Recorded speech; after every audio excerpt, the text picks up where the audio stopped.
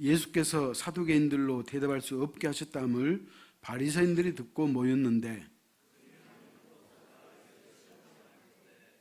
선생님, 율법 중에서 어느 계명이 크니이까?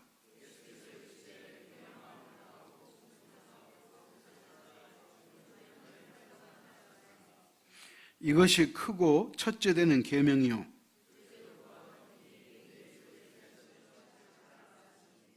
이 두 계명이 온 율법과 선지자의 강령이니라.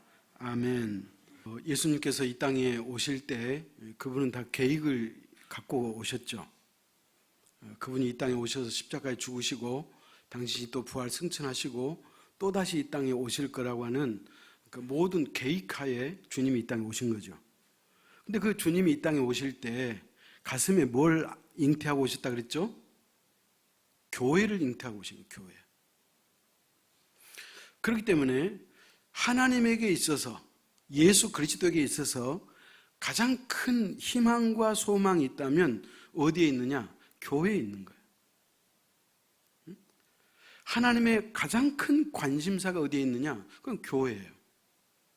그래서 예수님이 이 땅에 오실 때 가슴에 교회를 잉태하고 오셨다가 베드로의 신앙 고백을 듣고 나서 비로소 이 땅에 교회를 낳으신 거예요. 그래서 교회가 이 땅에 탄생한 거잖아요. 그리고 나서 예수님께서 이제 십자가에 죽으시고 하늘로 승천하실 때 마지막 우리에게 남겨두신 말씀이 있어요. 그게 어디에 있느냐? 마태복음 28장 19절 20절이에요. 찾아갑시다. 마태복음 28장 19절 20절입니다. 교독합니다. 그러므로 너희는 가서 모든 민족을 제자로 삼아 아버지와 아들과 성령의 이름으로 세례를 베풀고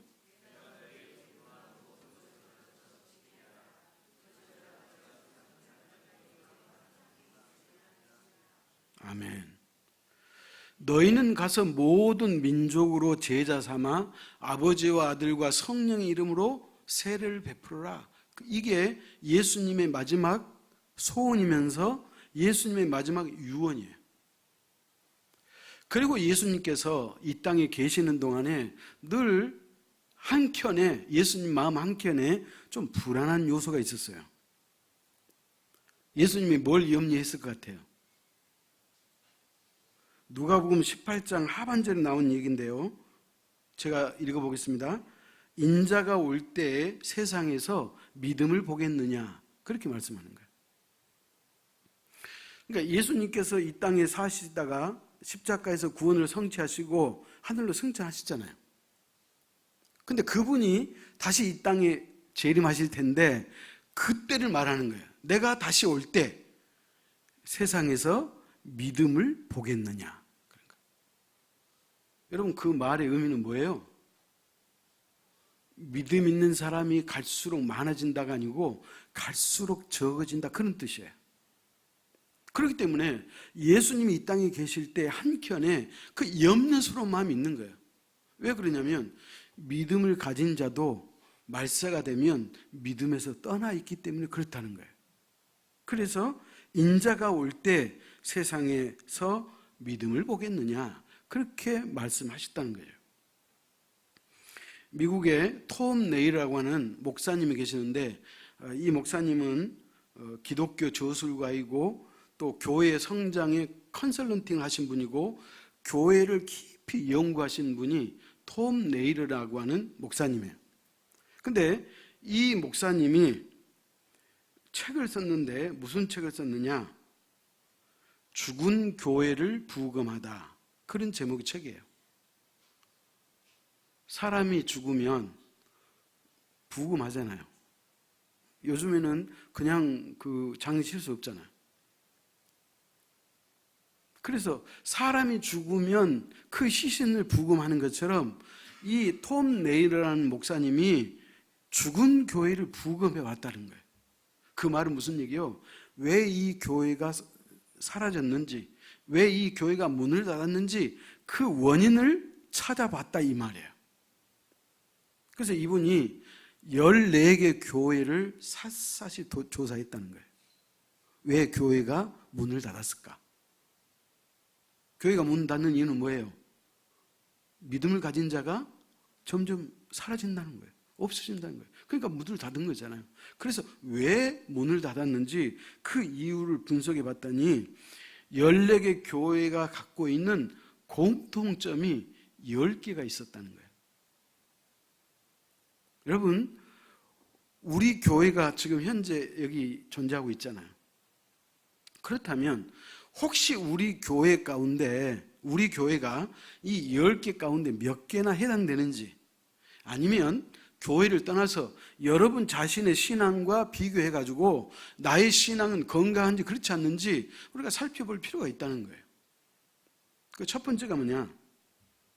죽은 교회의 특징 첫 번째가 뭐냐?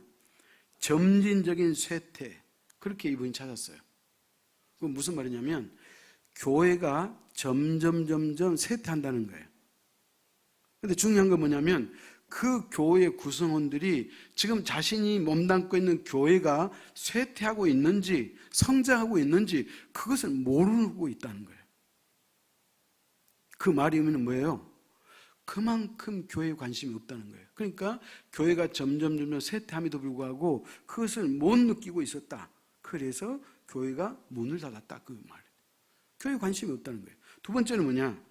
과거의 영광에 도취해 있었다. 그렇게 평가했어요. 과거의 영광에 도취했다는 말의 의미는 뭐냐?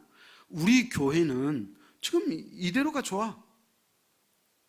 우리 교회가 변화하려고 하는 데 있어서 전혀 관심이 없어요.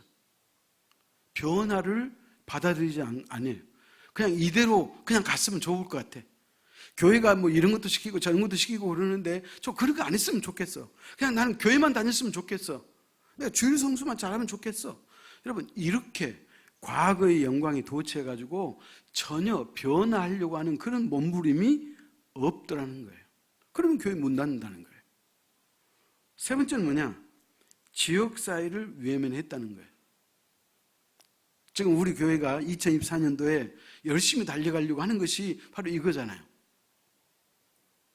우리 교회가 그동안에 지역사회를 위해서 우리가 섬기는 교회라고 우리가 말은 했지만 우리가 섬김을 못했기 때문에 올 한 해 동안 우리가 지역사회를 섬기자는 거예요. 그래서 그 문을 닫는 죽은 교회의 세 번째 이유가 뭐냐? 지역사회를 외면했다 그런 말이에요. 이 말의 의미는 뭘까요? 교회는 그 교회 울타리 안에만 관심이 있었다는 거예요. 우리끼리만 행복하고 우리끼리만 즐거우면 됐다는 거예요. 여러분, 이것을 하나님이 원치 않잖아요. 그래서 지역사회를 생각하지 않는 교회들이 문을 닫더라. 그런 얘기예요. 네 번째는 뭐냐? 탐욕이라는 거예요. 이 목사님이 의미하는 탐욕은 뭐냐? 교회가 교회 살림에만 적극적이라는 거예요. 교회 밖에는 관심이 없고 교회 살림에만 치중한다는 거예요. 이게 교회의 탐욕이라 이분이 이렇게 표현을 했어요. 제가 언젠가도 말씀드렸지만 이 땅의 대다수의 교회는 교회를 건축하게 되면 건축 빚이 있어요. 대출이 있잖아요. 교회 건축 빚이 있어요. 그러면 교회는 이 교회 대출금을 갚기에 급급해요. 그래서 그동안에 뭐 선교하고 그동안에 뭐 사역했던 것을 다 중지하고 이 건축 빚을 갚는 데만 교회가 올인한다는 거예요. 여러분, 그러면 교회가 건축을 하기 때문에 빚질 수 있어요. 개인이 집을 짓는데도 빚지고 대출 받아서 지을 수 있어요. 자, 그런데 이게 적은 금액이 아니기 때문에 이 갚는 것이 상당히 길다는 거예요. 그럼 여러분 생각해 보세요. 우리 교회가 건축해가지고 이만큼 빚이 있기 때문에 우리는 이제 다른 거 다 그만두고 이 빚 갚는 일에 우리가 올인합시다. 그래서 빚 갚기에 급급하다면 도대체 교회는 뭐 하고 사냐는 거예요. 그래서 우리 교회는 교회의 대출금이 그대로 있지만 그러나 사역을 우리는 그대로 감당했어요. 우리가 빛을 늦게 갚는 한이 있다 할지라도 우리 교회가 감당해야 될 몫이 있다면 그 몫을 감당하는 것이 그게 교회라는 거예요. 그렇기 때문에 우리 교회는 네팔에 선교사를 파송하고 그 선교사뿐만 아니라 그 나머지 선교사들도 우리가 계속해서 우리가 하는, 우리 교회가 해야 될 그 몫을 우리가 감당하고 있다는 거예요. 그런데 대다수 교회는 그러지 않아서 문을 닫더라, 그런 말이에요. 그 다음에 다섯 번째, 지상 대명령을 망각하더라, 그 얘기예요. 아까 우리가 읽었잖아요. 너희는 모든 민족으로 제자를 삼아 아버지와 아들과 성령 이름으로 세례를 주라 그랬잖아요. 근데 이것을 망각하고 사는 교회는 어떻게 한다? 문을 닫더라, 그런 말이에요. 여러분, 그렇기 때문에 우리가 영혼 구원에 애를 써야 되는 거예요. 지역사회에 있는 내 영혼의 VIP를 위해서 우리가 그 사람을 전도하려고 애를 쓰는 것뿐만 아니라 우리가 선교하는데도 우리가 애를 써야 된다는 거예요. 이런 교회가 성장하고 건강한 교회더라, 그런 말이에요. 그 다음에 여섯 번째가 있어요. 여섯 번째는 뭐냐? 취향이 이끄는 교회, 이렇게 설명이 났어요. 취향이 이끈다는 말이 뭔 말이에요? 성도들이 자신의 입맛대로 교회가 자신의 입맛대로 해주기를 원한다는 거예요. 무슨 말일까요? 예배 분위기도 자기 입맛에 맞아야 돼. 찬양도, 교회 분위기도, 뭐 여러 가지가 건물이든지 예배 스타일이든지 목회자든지 음악이든지 다 자기 스타일에 맞기를 원하는 거예요. 이런 교회가 결국은 어떻게 된다? 문을 닫더라는 거예요. 일곱 번째는 담임 목사의 잦은 교체가 있는 교회가 문을 닫더라는 거예요. 그래서 이분이 14개 교회를 조사해 봤더니 14개 교회가 다 2, 3년에 한 번씩 담임 목사가 바뀌더라는 거예요. 여러분, 그러니까 담임 목사가 부임하면 어떻게 하겠어요? 하나님의 뜻에 맞춰서 그 교회의 사명을 감당하려고 애를 쓰는 것이 아니라 담임 목사가 성도에게 소위 말하면 포커스를 맞춘다는 거예요.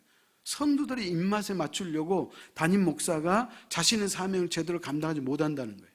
그러다 보니 교회가 어려움이 있고 그래서 문을 닫더라, 그런 말이에요. 한마디로 말하면 담임 목사는 성도들과 갈등을 하고 싶지 않아서 그냥 성도들의 요구 조건대로만 한다, 그 말이에요. 그러니까 교회가 어떻게 건강할 수 있겠느냐, 그런 얘기죠. 그 다음에 여덟 번째, 문 닫은 교회의 특징 여덟 번째는 뭘까요? 기도가 없는 교회예요. 기도가 없다는 거예요. 무슨 말이에요? 예수님께서 교회는 뭐라 그래요? 내 집은 만민이 기도하는 교회다 그랬잖아요. 그러니까 교회는 기도하는 교회예요. 교회에서 기도 소리가 나와야 된다는 거예요. 교회만 다니는 것이 중요한 것이 아니고 여러분이 교회에 나오셔가지고 기도해야죠. 새벽 기도가 있으니까 새벽 기도해야 되고요. 우리 교회 3월달부터는 목요 기도회를 신설한다 그랬죠. 그래서 목요일 밤에 우리 교회에서 우리 함께 기도하는, 그래서 기도하는 공동체가 돼야지 교회가 건강하다, 그렇게 이야기하고요. 그 다음에 아홉 번째, 어떤 교회가 문을 닫느냐? 비전이 없는 교회가 문을 닫는다는 거예요. 여러분이 우측에 보면 우리 교회 비전 나와 있잖아요. 7대 비전과 이루고자 하는 프로젝트가 있잖아요. 우리 교회는 이 비전이 있기 때문에 이 비전 안에서 교회를 이끌어 가려고 저도 그렇고 여러분도 같이 애를 쓰고 우리가 함께 기도하는 거예요. 그렇다면 교회만 그런 게 아니에요. 여러분도 마찬가지예요. 여러분 개인에게도 비전이 있어야 돼요. 여러분의 신앙생활에 목표가 있어야 되잖아요. 나는 단지 교회에 그래도 어떻게든지 다녀가지고 나는 구원받으면 돼. 그러면 내 목적이 달성된 거야. 여러분, 이것은 지나치게 이기주의 생각이잖아요. 생각해 보세요. 하나님이 여러분의 생명을 거둬가지 않으시고 여러분에게 생명을 부여해 주시고 또 교회 공동체를 통해서 신앙생활을 하게 하시는 그 하나님의 의도가 있을 거잖아요. 그건 뭐예요? 하나님이 기뻐하시는 일을 하라는 거예요. 여러분이 주일 성수하는 것은 요즘 시대는 이게 큰 일이 됐지만은 여러분 죄의 성수는 기본 중에 기본이잖아요. 교회만 다니지 말고 여러분이 스스로 여러분의 인생의 목표를 정해서 하나님이 기뻐하는 비전을 갖고 살아갈 수 있기를 축복합니다. 그리고 마지막 10번째, 교회 시설을 둘러싼 갈등의 요소가 교회마다 있더라는 거예요. 그 말의 의미는 뭐예요? 교회의 성도는 선한 청직이잖아요, 여러분이. 그러니까 여러분은 교회에서 주인 의식을 갖고 살긴 해야 되겠지만 주인 행사를 하면 안 된다는 거예요. 사실 우리 교회는 뭐 주인 행사하는 분 없잖아요. 어쨌든 10번째가 그 얘기예요. 그래서 교회는 사람이 주인이 아니고 예수 그리스도가 주인된 교회, 그런 교회라고 하는 그런 목표를 설정하고 우리가 신앙생활할 때 그 교회는 생존할 수 있는 교회인 것을 믿으시기 바랍니다. 그렇다면 오늘 성도 여러분이요, 이제 여러분 이 10가지를 들어보니 여러분 가운데 무슨 생각이 들어요? 우리 교회는 뭐가 부족한 것 같아요? 아니면 여러분에게 스스로 대비했을 때 나는 교회에 이런 것이 부족하구나, 그런 것이 여러분 생각나셨어요? 오늘 어쩌면 이 시간이 우리에게 상당히 중요한 거예요. 우리 교회의 건강은 어디서 오느냐? 여러분 한 분 한 분이 건강해야지 우리 교회가 건강한 거예요. 여러분이 그리스도인 행세만 하지 말고 진실로 그리스도인답게 우리가 살자는 거예요. 무엇이든지 하나님이 우리에게 맡겨주신 일이 있다면 그것을 열심히 하고 사는 것, 그게 우리에게 복된 삶이다, 그런 얘기예요. 여러분 우리 한국교회도 지금 상당히 심각하게 지금 무너지고 있어요. 한국교회도. 그러면 세 가지로 한번 구분해 볼까요? 첫째는 뭐냐? 살아있는 교회, 성장하는 교회. 이게 첫 번째. 그럼 우리 교회는 살아있고 성장하는 교회인지 이걸 생각하고, 두 번째, 정체된 교회. 여러분이 살아있지 않으면 우리 교회는 살아있다고 말할 수 없어요. 여러분의 신앙이 정치되어 있으면 우리 교회는 정치되어 있는 거예요. 세 번째, 죽어가는 교회. 여러분의 신앙이 뒷걸음질 치고 있고 여러분의 신앙이 식어가고 있으면 우리 교회 역시도 퇴화되고 있고 사라지고 있고 죽어가고 있다, 그렇게 봐도 되는 거예요. 그렇다면 여러분이 생각할 때 어느 쪽이에요? 여러분이 스스로 여러분의 신앙이 건강해져서 우리 교회가 건강한 교회가 될 수 있기를 축복합니다. 자, 그렇다면 우리 교회가 지금보다 더 나은 교회, 역동적인 교회, 살아있는 교회가 되려면 성경에 봤더니 두 가지를 잘하면 돼요. 첫 번째는 오늘 제가 여러분에게 드리고 싶은 위대한 계명에 관한 말씀이에요. 그 다음에 두 번째는 뭐냐? 이제 다음 주일날 제가 설교 말씀 드릴 텐데 주님의 지상 명령이에요. 우리가 이 두 가지를 잘하면 우리 교회는 역동적인 교회가 될 수 있다는 거예요. 살아있는 교회가 된다는 거예요. 자, 그렇다면 첫 번째, 오늘 본문의 제목이 뭐예요? 위대한 계명, 사랑이에요. 여러분 어느 날 한 율법사가 주님한테 찾아와가지고 질문을 던지죠. 선생님, 율법 중에는 어느 것이 큽니까? 그렇게 물었어요. 여러분 율법이 몇 개예요? 율법이 몇 개죠? 613개예요. 그러니까 이 율법사가 예수님한테 이 질문을 던지고 싶은 거예요. 613개라는 계명 가운데 어떤 계명이 가장 큽니까? 그렇게 물은 거예요. 여러분 이것은 궁금해서 물은 게 아니에요.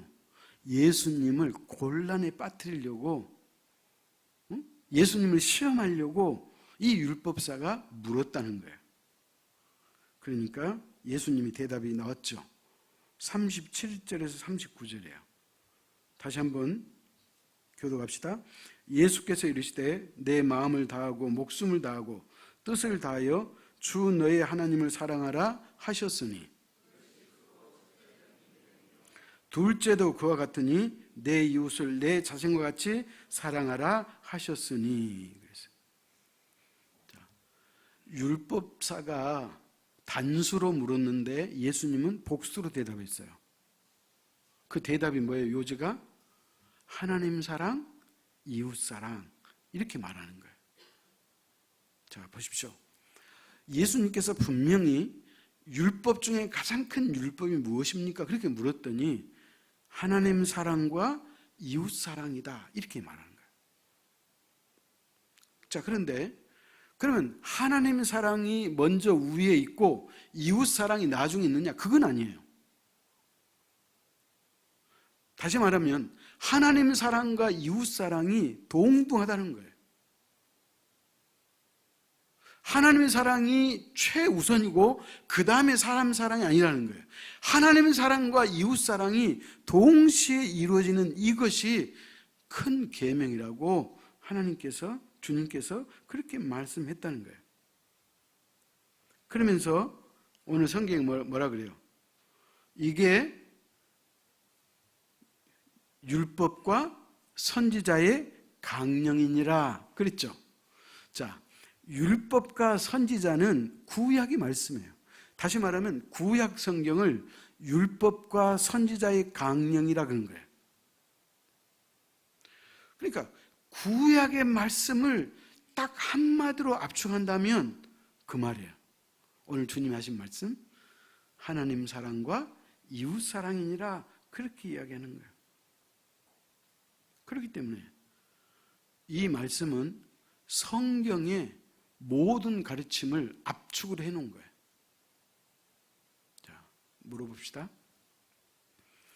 하나님께서 아담에게 율법을 하나 줘요. 그게 뭐였죠? 선악과를 따먹지 말라. 딱 하나예요. 그런데 하나님께서 인간에게 율법을 딱 한 가지만 줬거든. 그런데 이 율법을 지켰어요? 못 지켰어요?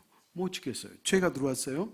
그래서 죄가 사람에게 들어오니까 사람이 쉽게 말하면 망가진 거예요.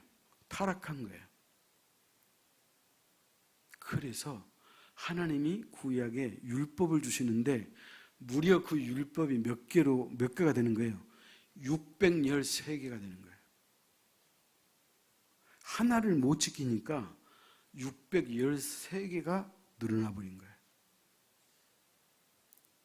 그래서 그 613가지가 너무 많으니까 하나님께서 모세를 통해서 10개로 압축해요. 뭐라 그래요? 10계명으로 압축해줘요. 그 10계명을 다시 하나로 주님께서 압축해줘요. 그게 뭐예요? 하나님의 사랑과 이웃 사랑, 이 말인 거예요. 그러니까 우리는 하나님을 사랑해야 되고 동시에 이웃을 사랑해야지 저와 여러분의 인생이 건강하다 그 얘기예요. 나는 누구보다도 하나님을 잘 사랑한다고 할지라도 이웃을 사랑하지 않으면 그것은 반쪽밖에 안 되는 거예요. 오늘 성경은 우리에게 분명하게 하나님 사랑과 이웃 사랑을 이야기해 주고 있어요. 자, 그런데 잘 들어보십시오. 하나님을 사랑할 줄 알아야지 이웃도 사랑할 수가 있어요. 뭐라고요? 하나님을 사랑할 줄 알아야지. 그 사랑은 진실로예요.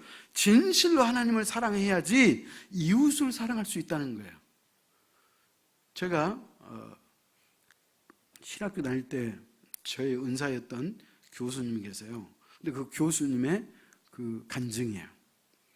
이 교수님의 친구가 51살 때 간암에 걸렸어요. 그래서 연세대학교 세브란스 병원에 입원했답니다.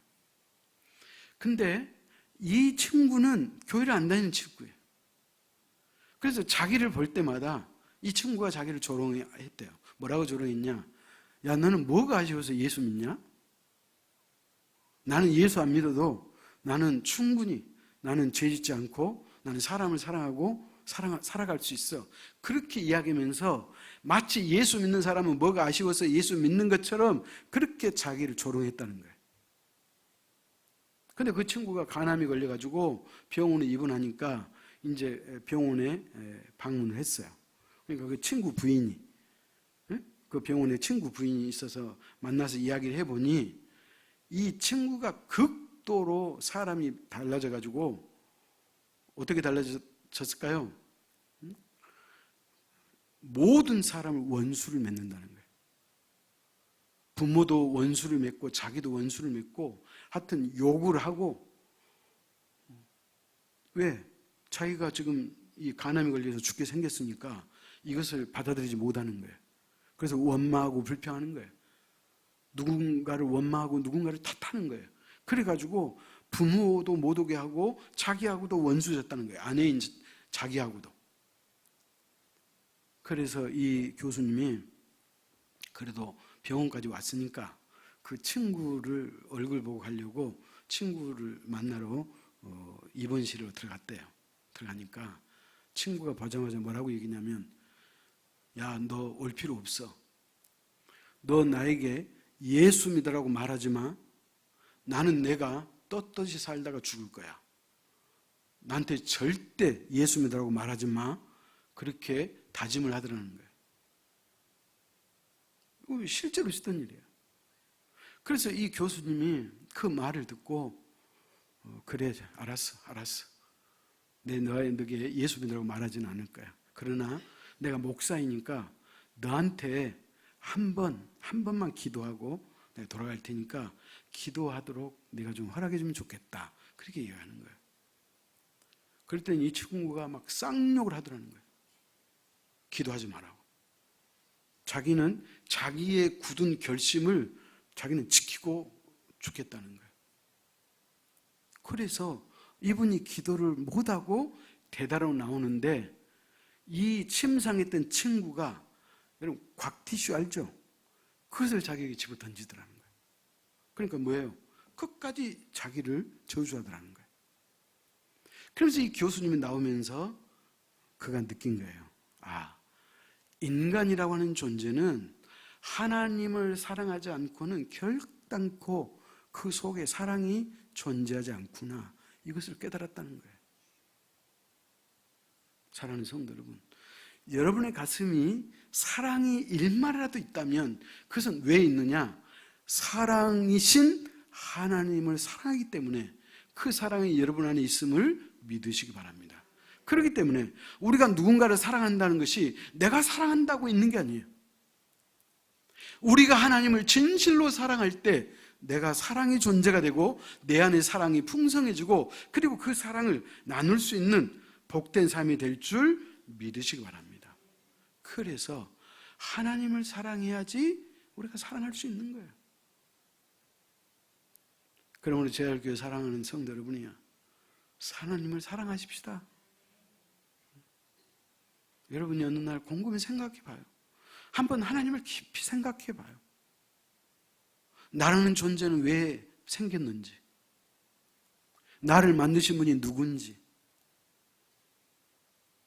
내가 지나온 인생 대안길을 생각해 보면 별의별 일이 다 있고 어려움도 있고 고통도 있고 아픔도 있었지만 그래도 내가 이만큼 사는 것이 누구 덕택인지 우리가 생각해 보면, 우리가 정직하게 생각해 보면 하나님의 은혜고 사랑이었음을 우리가 알게 되는 거예요. 그렇기 때문에 여러분, 그리스도인이라고 하는 사람들은 끝까지 하나님을 사랑해야 될 줄 믿으시기 바랍니다. 그 다음에 두 번째는 뭐냐? 두 번째는 뭐예요? 이웃사랑이에요.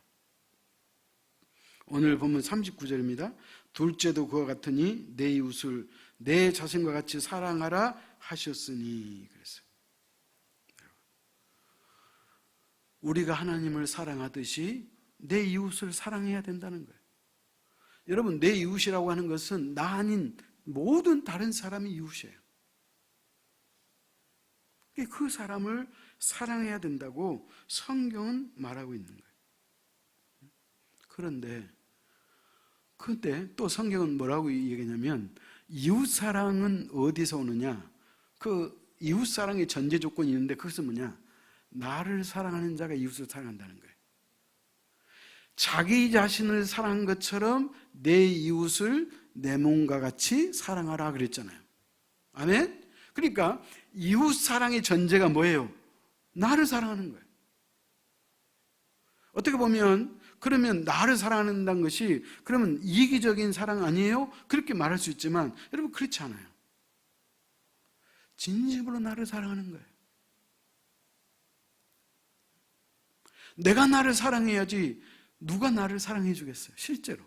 뭐 하나님이야 당연히 우리를 사랑하죠. 왜냐하면 자신을 사랑하지 못하면 이웃을 사랑할 수 없기 때문에 그런 거예요. 또 역으로 말하자면 내가 이웃을 별로 사랑하지 않는 사람은 자신을 사랑할 줄 모르는 사람이라 그래도 틀리지 않다 그런 얘기예요. 왜 그런 줄 아세요?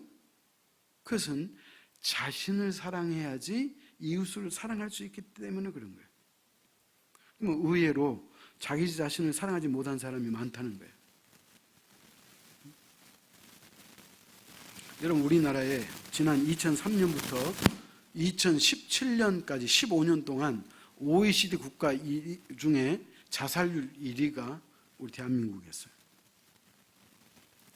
특히 10대부터 39세까지 젊은 사람의 사망 원인 1번이 자살이었어요. 여러분 자살은 뭐예요? 자기를 사랑하지 않아서 그런 거예요. 자살은 뭐냐? 스스로 자기를 저주하는 거예요. 자기를 사랑하지 못하기 때문에 그런 우를 범하고 있다 그런 말이에요. 여러분 생각해 보세요. 자기 자신을 용납하지 못한 사람이 어떻게 다른 사람을 용납할 수 있겠어요? 자기 자신을 사랑하지 못한 사람이 어떻게 다른 사람을 사랑할 수 있겠어요? 그렇기 때문에 오늘 성경은 자신을 사랑하는 것처럼 이웃을 사랑하라고 예수님께서 그렇게 말씀했다는 거예요. 그러므로 사랑하는 성도 여러분, 하나님 사랑이 없는 사람은 자기 사랑이 없고 자기 사랑이 없는 사람은 이웃 사랑이 없다는 거예요.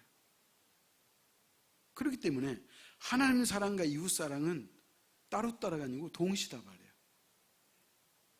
그래서 여러분의 인생이 건강하고 우리 교회가 건강하려면 하나님을 사랑하고 나 자신을 사랑하면 당연히 이웃도 사랑할 수 있다고 오늘 성경은 우리에게 말씀해 주고 있는 거예요. 그러므로 2024년도 새해 우리가 지역사회를 우리가 돕고 섬기기를 원한다면 먼저 우리가 하나님을 사랑합시다. 그리고 여러분 자신을 사랑하시고 여러분 자신을 용납하십시오. 그러면 우리가 충분히 이웃을 사랑할 수 있습니다. 그래서 하나님이 2024년 우리에게 주신 이 목표 그대로 하나님 사랑과 이웃 사랑을 실천하는 저와 여러분 될 수 있기를 축복합니다. 기도하겠습니다. 하나님 아버지, 어떤 율법사가 주님 앞에 하나님의 계명 중에 가장 큰 계명이 무엇이냐고 질문했을 때 하나님은 구약과 신약의 모든 성경을 한마디로 하나님 사랑과 이웃 사랑이라고 말씀했던 것을 우리가 깨닫습니다. 하나님을 사랑하는 자가 자기 자신을 사랑할 수 있고 더 나아가서 이웃까지 사랑할 수 있음을 깨닫게 하시니 진심으로 감사합니다.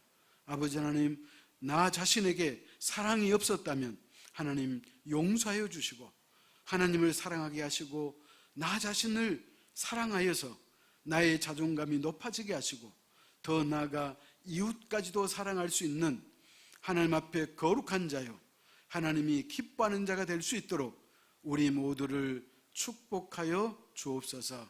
아버지 하나님, 특별히 오늘 이 시간 우리 각자의 삶을 되돌아보면서 나의 신앙이 건강한지 그렇지 않는지, 내 신앙이 정체되어 있지는 않는지, 아니면 내 신앙이 후퇴하고 있지는 않는지 우리가 점검하고 우리가 하나님 앞에 깊이 나아갈 수 있는 우리 제일교회 모든 성도가 되도록 축복하여 주옵소서. 모든 말씀 예수님의 이름으로 기도하옵나이다. 아멘.